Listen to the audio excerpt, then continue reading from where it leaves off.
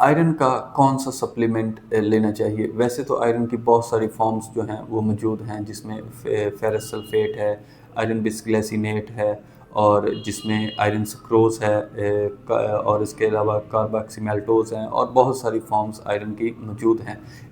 جب بھی ہم آئرن کا سپلیمنٹ لیں گے وہ اس بنیاد پہ ہوتا ہے کہ یہ کس طرح کے سائیڈ ایفیکٹ کرے گا اور اس کی ابزارپشن کیسی ہوگی۔